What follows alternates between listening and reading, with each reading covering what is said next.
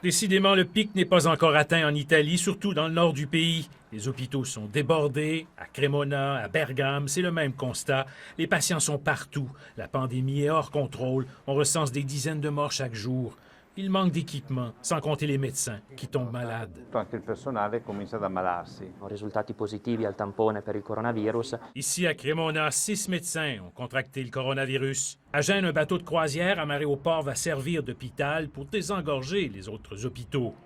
En France, on est rendu à 450 morts. Les rues sont vides presque partout, mais le confinement n'est pas toujours respecté. L'effort que la presque totalité de la population fait est malheureusement gâché par des comportements inciviques ou dont l'insouciance est coupable. La promenade le long de la Seine sera donc fermée, de même que les places du Champ de Mars, de la Tour Eiffel et des Invalides.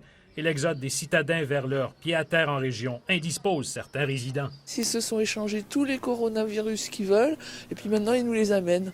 Alors ça, je trouve ça vraiment nul. En Espagne, tous les hôtels devront fermer d'ici une semaine, alors qu'on a enregistré encore 235 morts vendredi, le pays le deuxième plus touché d'Europe. Par contre, d'autres hôtels, désormais vides, vont servir à recevoir les patients atteints du coronavirus, mais dont les symptômes sont moins graves.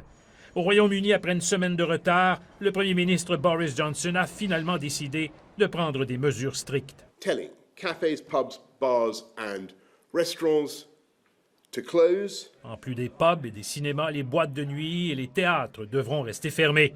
Il y a maintenant 4000 cas au Royaume-Uni pour près de 180 morts. L'Organisation mondiale de la santé s'inquiète maintenant pour les plus jeunes. You're not invincible. This virus could put you in hospital for weeks. Or even kill you. L'évolution du virus continue de surprendre et pourrait toucher davantage ceux qui, jusqu'ici, sont plutôt épargnés.